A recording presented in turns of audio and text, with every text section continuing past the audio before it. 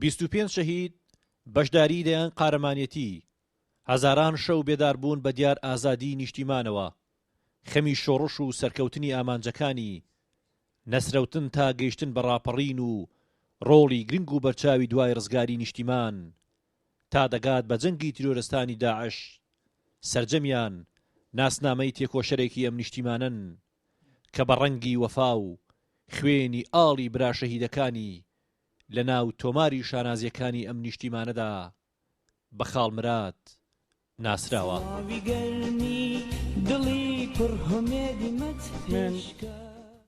لە ساڵی 76ەوە پێشمەرگەی یەکێتی نیشتیمانی کوردستانم ئەوەی پێم کرابی بۆ یەکێتی نیشتیمانی کوردستان درێخم نەکردیە، خاوەنی تەقریبەن زیاتر لە 25 شەهید هەر خزمی پشتیتم، ئەوانی دیکەش بە نامۆزا و پورزا و خاڵۆزا و ئەوانە 35 شەهیدی گوندی کۆیلێمان هەیە.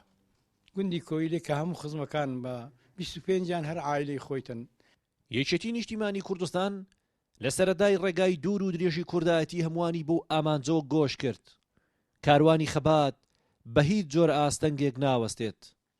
خاڵمرادی تێکۆشەریش هەر بەم شنەبای ئیرادەیەوە چەکی خەباتی کردەشان و ئەمڕۆژ وەک کێوەڕەش هێز و ورەی خۆڕاگریە. ئەوەی کە ئێمە کردیتمان لە دەربەدەری و ئاوارەی و ماڵوێرانی و سەرگردانی لێ بەشێمان نین. یەک داوام هەیە لە یەکێتی نیشتیمانی کوردستان، کوڕی شەهید، برای شەهید، دایکی شەهید، باوکی شەهید، ئەوانە لە بیر نەکا. یەک داواکاریم لە هەموو حیزب و ڕیخرا و حیزبەکان هەیە، دەست دەملی یەک گرن، دەست دەملی یەککەن بۆی ببن بە خاوەنی یەک بیر و باوڕ و هەڵوێست، بۆی دوژمنان دەرفەتمان پێ نەدەن.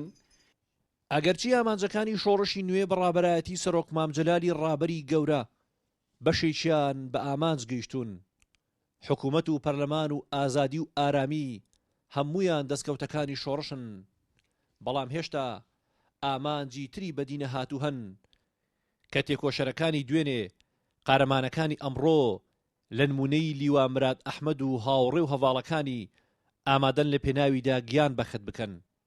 ئەوان فێرگەی پێگەیاندن و ناوەندی هەرە پیرۆزی نەوەی نوێن دەبێت هەمووان لەم تێکۆشەرانەوە ڕێگای پیرۆزی خەبات بنەخشێنن. هونەر ڕەسوڵ گەلی کوردستان ڕانیە.